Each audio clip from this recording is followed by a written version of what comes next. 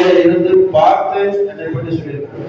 ஒரு கூட்டத்துக்கு வந்து நம்ம நாட்டில் சம்பந்த மாதிரி எந்த கட்சி போனாலும் அவரை பற்றி மிகப்படுத்தி பேசுறது கிடையாது. இது உண்மையா உணர்வா பேசுற விஷயம்.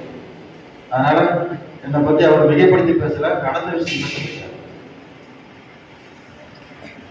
இந்த கூட்டம் நம்ம எதுக்காக ஆரம்பிச்சிருக்கோம் அப்படின்னா, கிறிஸ்தவ தமிழ் கழகம் அப்படிங்கிறது விஸ்வகர்மா சமுதாயத்துக்காக ஆரம்பிக்கப்பட்டது. இந்த தலைமை வந்து இன்று நான் இருக்கலாம், அடுத்தடுத்த தலைமுறைகள் வந்துகிட்டே இருக்கலாம். இது குடும்ப கட்சியும் கிடையாது, சமுதாய கட்சி. கிறிஸ்தவ தமிழ் கழகம் வந்து சமுதாயத்துல நமக்கு கிடைக்க வேண்டிய சலுகைகளையும் உரிமைகளையும் மீட்டு தருவதற்காக ஆரம்பிக்கப்பட்டது.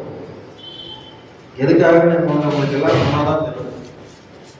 இதுக்கு முன்னாடி சுதந்திரம் அடைந்து மக்களாட்சி ஆரம்பித்து எத்தனையோ கட்சிகள் ஆண்டாலும் இந்த விசுவ சமுதாயத்துக்கு என்ற ஒரு அடையாளம் இதுவரைக்கும் இல்லை. நம்மளோட அடையாளம் அவர்கள் கொடுக்கவில்லை என்றாலும் வானொலியில உயர்ந்திருக்கும் தஞ்சை பெரிய கோபுரம் கொஞ்சமல சச்சர் நமக்காக ஒரு மாபெரும் ஒரு அடையாளத்தை எடுத்து சென்றிருக்கிறார். அது மட்டும் இருந்தால் நமக்கு இப்போதைய சூழ்நிலைக்கு போதாது.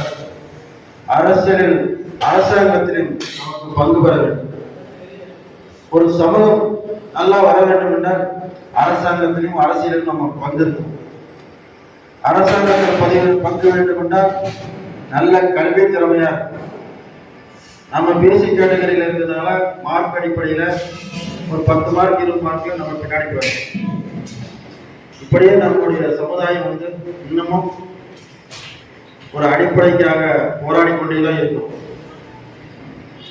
இதுக்கெல்லாம் என்ன மாற்று வழி அப்படின்னா, எத்தனையோ தலைவர்கள் எனக்கு முன்னாடி வந்து போராடி இருக்காங்க. கே.பி. சுப்பையா வந்திருக்காரு, சண்முகநாதன் ஐயா வந்திருக்காரு, விஸ்வகுமார் வந்திருக்காரு. நிறைய தலைவர்கள் புதிய புதிய கட்சிகள் நிறைய ஆரம்பிச்சிருக்காங்க.